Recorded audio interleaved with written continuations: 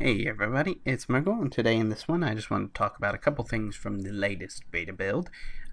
First thing on that list is Druid Transmogging. Now in Legion you unlocked all these cool new appearances. I especially like the hidden appearance.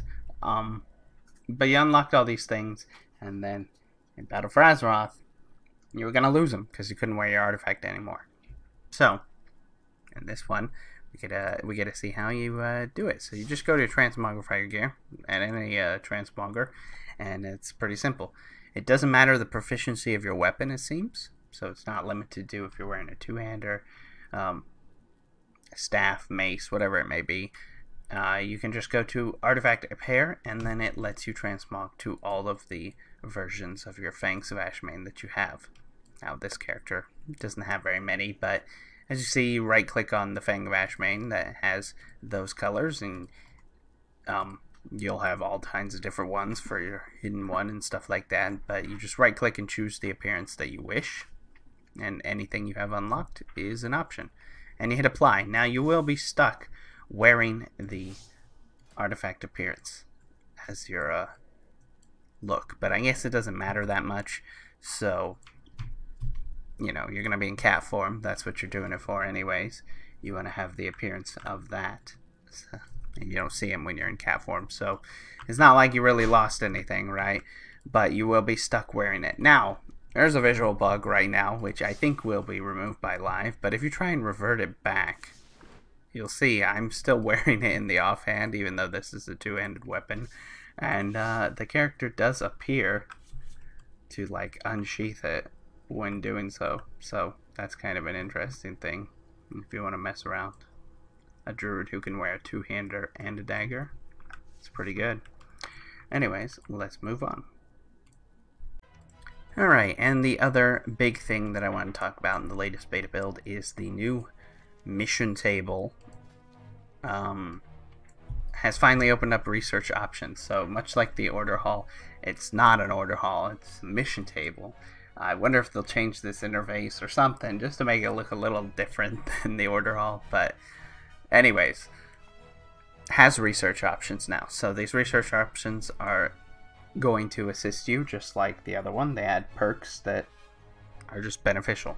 So I just want to go over the perks for you. So the Seafarer's Hearth, harness the power of the sea, reducing the cooldown of your Hearthstone by 40% when used in Kultiras and Zandalar. Now, the thing is, these aren't order halls, so I'm pretty sure this is a universal stuff. This isn't just something that is limited to my Warlock class. It wouldn't make any sense. So you should expect to see a very similar layout when you start playing as well. So 40% Hearthstone reduction, pretty cool. And then the other one's called Swift Landing. Didn't seem useful to me, but capture the momentum from your recent flight path, increasing the mounted movement speed by 20% for 5 minutes upon landing. I think this is way better, but hey, it's up to you, personal choice. Now as you see, it only costs 15 of the war resources, but these are a lot harder to come by. They're not like order resources from Legion. A simple world quest option isn't going to give you that much. Like world quest are where you're going to get the majority of these from my experience, and as world quest over here somewhere that had some, look, Azurite Mining World Quest, just a quick little World Quest. It only gives me 44, and that's with 10% bonus from War Mode. So that's not very much, right? 40 when you look at a mission here. Okay, and just this example, it cost 80 to send. So war resources are much slower to collect and harder to come by than order resources were. But a lot of these missions also I don't see worth sending. Like I see the reputation one worth sending, and then the gold one. And as you see, it's only 350 with the 350 bonus. So maybe later in the expansion these will be scaled up and stuff as your champions and stuff get stronger, like it did in Legion. When it started out they were only like 800 and then got all the way up to now 2,000 plus and stuff. Or maybe they're just trying to reduce the amount of gold coming into the game, and this is going to be something we see the whole expansion. Who knows? But I wouldn't see these Azure artifact power ones worth sending, because they just simply do not provide that much artifact power. Look, this best one cost me 40 resources to send, And even if I get both of them, I'm getting 220 artifact power. A single world quest is going to offer me... Let me find one. Alright, here you go. Here's a world quest. 350 artifact power. So, I don't see them worth sending unless you have extraordinary amount of war resources that you don't need to send. But anyways, let's get back to it. Sorry, the research options. So, me, Seafarer's Hearth, better option. Go ahead and learn that one. But then we got the second one here. It says upgraded troop barracks and construct larger barracks, increasing your number of troops you can house by 2. Or troop portal connection. Open a portal for transportation of troops from Stormwind, allowing troops to be instantly recruited. As you can see, this guy right here is where I recruit them. It takes 30 minutes for a single troop to be recruited. So if you had that instant thing, it would no longer take 30 minutes. You just click and then bam, you could collect them. Seems better to me than having 2 more troops, because there's never going to be that many missions in my eyes that you're going to want to send. I mean, you can send for these artifact power ones, but they just don't seem worth it to me. So having troops instantly whenever you need them seems like a better option to me. But hey, it's always up to you, whatever you choose. Then this third options are for island expeditions. So as you see, to unlock them, I have to complete 5 different island expeditions. And the Island Plunderer, learn the pirate secrets of spotting treasure, granting you a chance to receive additional seafarers doubloons on island expeditions. And Island Archaeologist, learn the secrets of ancient civilizations, increasing the duration of effects from shrines by 20%. So both of these are just going to help you do island expeditions better. The seafarers doubloons, I want to say, are used to buy buffs at the beginning of an island expedition. There's a vendor that's going to sell you stuff, but I'm pretty sure it costs seafarer doubloons to buy the buffs from that vendor. So I feel like this one is probably better because it allows you to have the buffs you desire on demand. And this one's more of like RNG based, because you don't know what shrines and stuff will be on an island expedition, since everything is rolled differently at the beginning of every expedition, and you just don't know what will be there. So to me, this one seems like a better option. World Azurite Detector, construct an Azurite detector on your ship, granting you a chance to find additional Azurite when completing world quests. Pretty good for the competitive type that want to get their artifact necklace as high as possible quickly. And then upgrade your Flight Master's Whistle, allowing you to call for a quick flight back to Borealis when using your whistle directly next to a Flight Master on Zandalar or Kol Taras. Doesn't seem as important to me. That's what this thing up here is for. Hearthstone, you can just hearth back quickly. 40% reduced cooldown.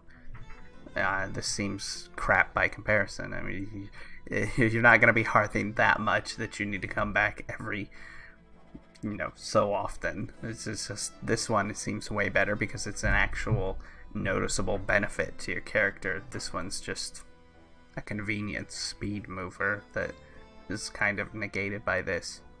So, to me, World Azurite Detector. Warfront Resourcer, learn more efficient ways to gather resources under pressure, increasing resource gathering speed by 15% while fighting in a warfront. So, both of these are warfront benefits. It just means you're going to get resources quicker in warfronts. You get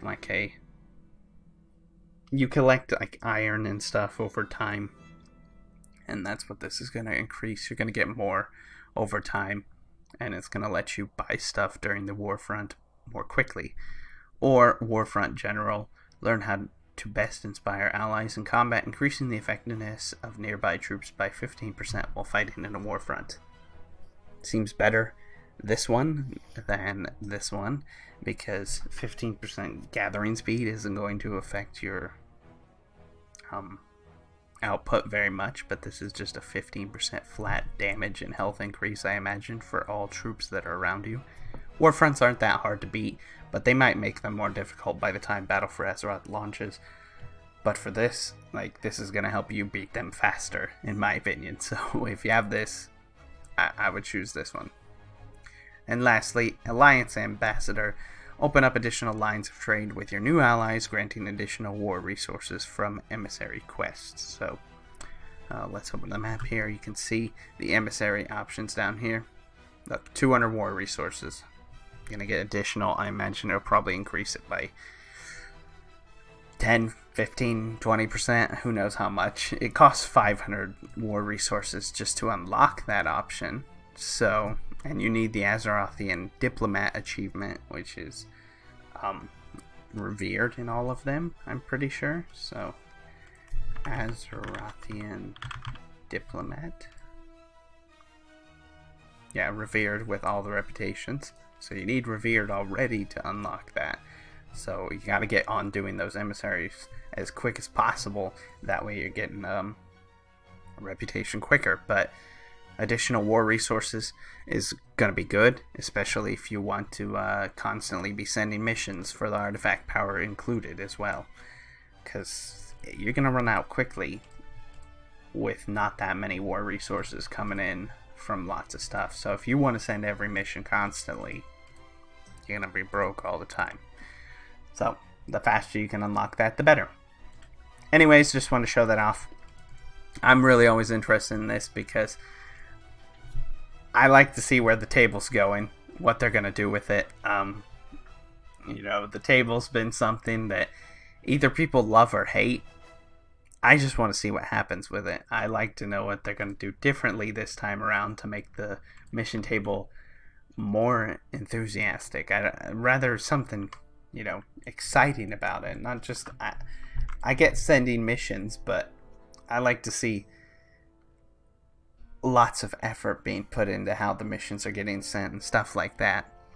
But hey, it's about basically what we saw in Legion, so not big changes. No big changes this time around. Anyways, thank you for watching. I hope you enjoyed, and I will see you again real soon.